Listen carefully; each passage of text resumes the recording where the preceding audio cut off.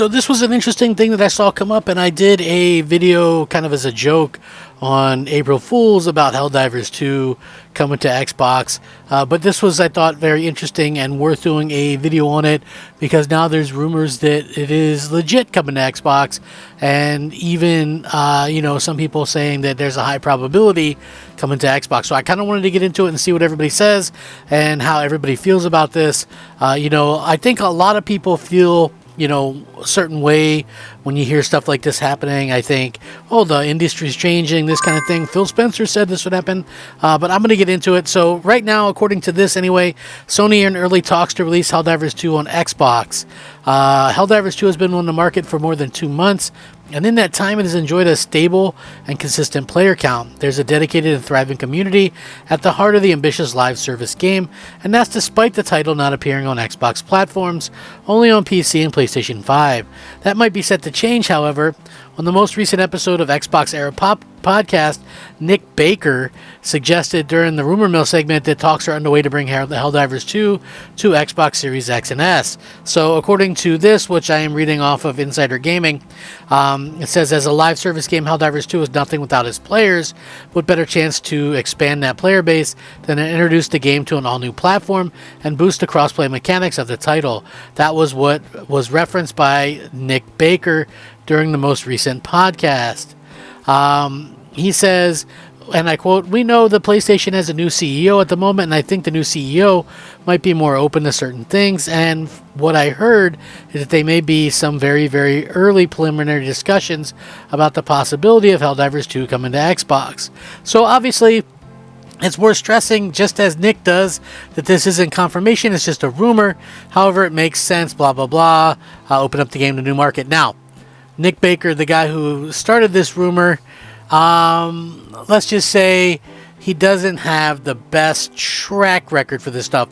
A good, for instance, would possibly be the fact that he talked very much about games like, I don't know. Let's just say, for instance, he talked up Sly Cooper, right? He talked up Sly Cooper as being a game that was getting made. He said, "Hey Sly fans, I guess some good news. My normal Sony source, which was originally told by a news source, just confirmed to me that Sly is indeed coming back. That's it, that's all. Just an update since many of you still DM me to this day." To which Sucker Punch clarifies that no one is working on a Sly Cooper or Infamous game, to kind of quell the rumors. That wasn't the only bit of rumor that he was wrong about. So for multiple years now, rumors about a Gears of War remaster, Gears of War Marcus Phoenix collection have been coming out for years due to claims made by Nick Baker. He said that Gears of War would get the Halo Master Chief Collection treatment, and apparently the rumblings that it would hit store shelves in 2022. Well, that was 2 years ago, folks. Since the release window has now passed, fans of the action franchise have begun to doubt that the remastered collection exists.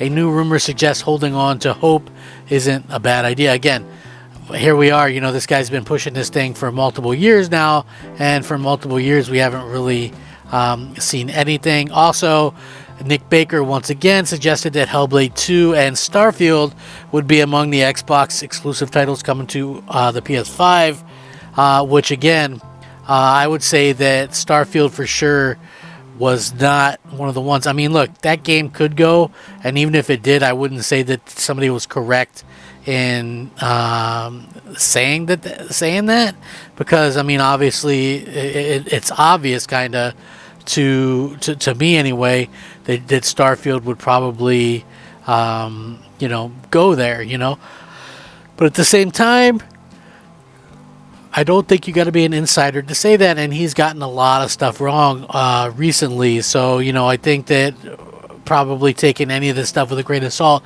And honestly, I would not expect Sony to do this, and I could give you multiple reasons why. First of all, Sony is still spending money to lock down third-party exclusives to keep off of Xbox. So why on earth would they, take a first-party game that's exclusive to PlayStation that has people buying PlayStation?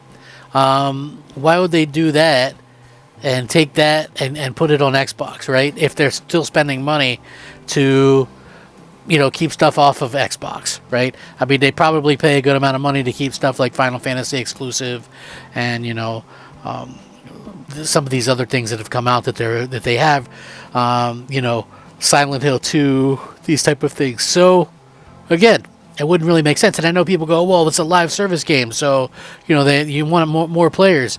But again, this comes down to Microsoft not having a very large install base on their platform. So Xbox has maybe 23, maybe 24 million consoles sold, and they're not known.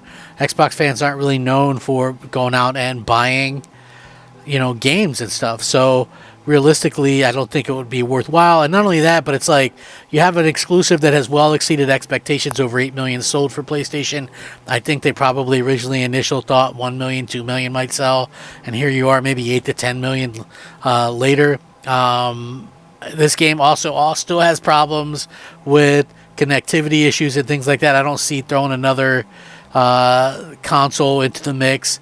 And would it be worth it to even spend the money to port it if no one's going to buy it? Like, I've seen people go, oh, well, hopefully it would come to Game Pass. Like, again, it doesn't really make much sense to that. I think, it can be a successful and continue to be a successful ongoing live service game without it coming to Xbox. And honestly, I feel like, Microsoft kind of sets themselves up for this type of failure and things like that. So, again, I think I see, like, people got really upset or thought that I was defending Sony or something. I'm not defending. I couldn't give a crap less about PlayStation.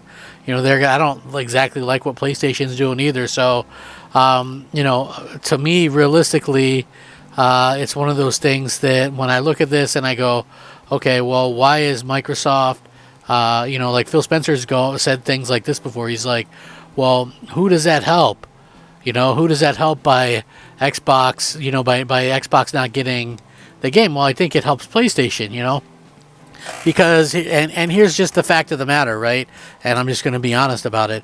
So you have Sony, who's a hardware company. They want to sell people their hardware. They want to sell people a PlayStation 5. Why do they want to sell people PlayStation 5? Because if you buy PlayStation 5, you could buy Helldivers, right? You buy Helldivers digitally, they get 100% of that digital revenue. Oh, you buy microtransactions, they get 100% of that from that as well. Guess what else? You're going to need to buy PlayStation Plus so you can play that game online. There's a subscriber, right? So they're gonna pass that up by putting it on Xbox. Like, it never really made sense. I see a lot of Xbox fans try to get their hopes up, but I just kind of want to be honest about this real quick.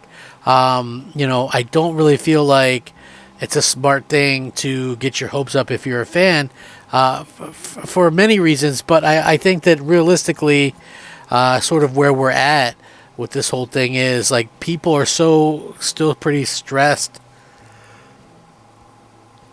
about Microsoft putting their exclusives on another platform, right? So they're very stressed about that. They hate that. So what do? Well, you hope that Sony does the same thing so it doesn't look as bad. But I just don't see it happening from where I'm sitting. Maybe you guys do. I don't know. Sound off below. Let me know what you think. Thanks for watching. Rack 'em up. Crap Gamer out.